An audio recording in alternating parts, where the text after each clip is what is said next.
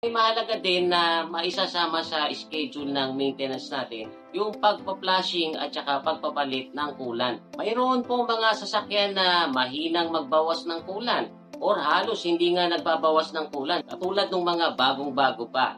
At meron din naman pong medyo malakas nang magbawas ng coolant. Yan naman po yung mga mas lumang sasakyan. Lalo na yung mga mayroon ng nagkakadiferensyang parts ng cooling system. Or kaya naman yung mga makina na hindi masyadong na-maintain. Pero regardless po kung mahina man niyang magbawas ng coolant or malakas magbawas ng coolant, yan po ay may schedule kung kailan nyo yan i-drain tapos papalitan ng bagong coolant.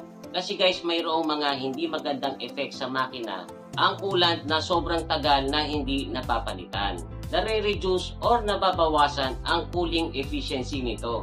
Or kung ikaw naman ay nasa bansa na may winter, ay nare-reduce din yung efficiency nito na pigiling mag-freeze or mag-yelo yung loob ng cooling system. As we all know, dito po sa Pilipinas ay wala namang winter, kaya ang purpose talaga sa atin ng coolant ay panatiliin yung normal na operating temperature ng isang makina, which is around 195 to 220 degrees Fahrenheit. So, pag lumang-luma na yung coolant nyo or pa-expired na, posible na mas tumaas ang temperature niyan na mauwi sa pag-overheat. Sa ibang bansa naman na may winter, kapag pa-expired na po yung coolant, ay pwede po yung mag-yelo. Naalala ko po nung bata ako, meron po kaming tindahan.